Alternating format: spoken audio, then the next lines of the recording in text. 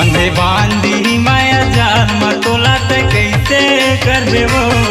बंधे बांधी माया जाल मतोला ते कैसे कर देवो। ते कैसे कर देवो, ते कैसे कर बेना, ते कैसे कर देवो, ते कैसे कर बेना। बंधे बांधी माया जाल मतोला ते कैसे कर देवो। बंधे बांधी माया जाल मतोला ते कैसे कर देवो।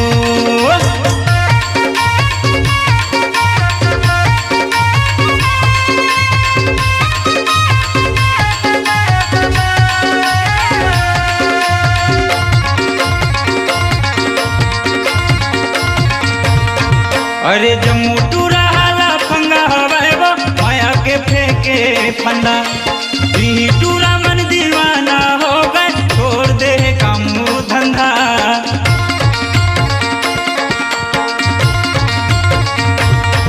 अरे जम्मू टूरा हाला फंगा हवाएबो माया के फेंके फंदा। यही टूरा मन दीवाना हो गए छोड़ दे काम धंधा। बंधे बांधी माया जाल मतोला ते कैसे कर देवो। बंधे मार दी मिस काल तोला ते कैसे कर देवो।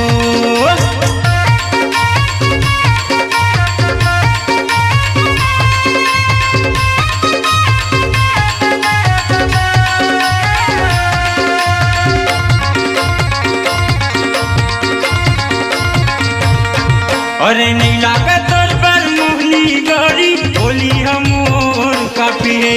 संजू भाई और नंदू नीलू मन कानपन के मोर साथी है।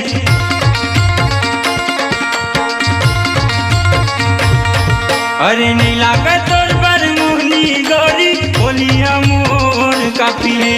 संजू भाई और नंदू नीलू मन कानपन के मोर साथी है। बंधे बांधी माया जाल मतोला ते कैसे कर देवो। बंधे बांधी माया जाल मतोला ते कैसे कर देवो।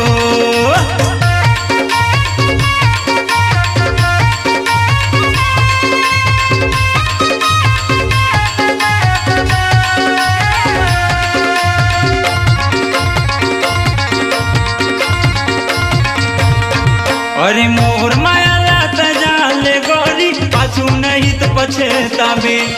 एती वोती तय झन कर दौना काकर संगौना करावे।